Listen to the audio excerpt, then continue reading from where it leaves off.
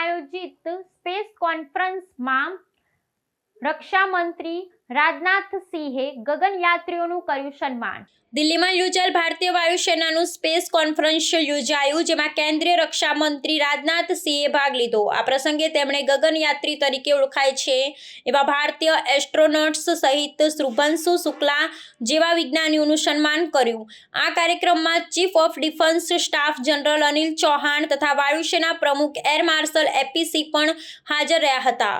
કેન્દ્રીય રક્ષા મંત્રી રાજનાથ સિંહે ગગનયાત્રીને શ્રેષ્ઠ કામગીરી માટે અભિનંદન પાઠવ્યા અને તેમની યાત્રા ભારતીય વિજ્ઞાન અને અવકાશીય શોધમાં મહત્વનો પડાવ હોવાનું જણાવ્યું। તેમણે ગગનયાત્રી પ્રોજેક્ટ માટે વાયુસેનાની પાર્ટનરશિપને પણ વખાણ્યું અને ગગનયાત્રીની સફળતાએ યુવાનોમાં વિજ્ઞાન અને તકનીકી ક્ષેત્રે અભ્યાસ કરવા માટે પ્રેરણા આપી છે તેમ જણાવ્યું। આ સ્પેસ કોન્ફરન્સ ભારતની અવકાશ પ્રગતિની વાસ્તવિકતા દર્શાવે છે અને ગગનયાત્રી મિશનનું ભારત માટે નોંધપાત્ર મીલનો પથ્થર હોવાનું રક્ષણ મંત્રીએ જણાવ્યું। ગગનયાત્રીના પ્રશંસાપાત્ર કાર્યને લોકો માટે ઉત્સાહજનક બનાવવાનું ગણાવતા આયોજન દ્વારા વિજ્ઞાન અને ટેકનોલોજીના નવા યુગ માટે દિશા નિર્દેશ આપવાનો ઉદ્દેશ પ્રવર્તાવ્યો છે।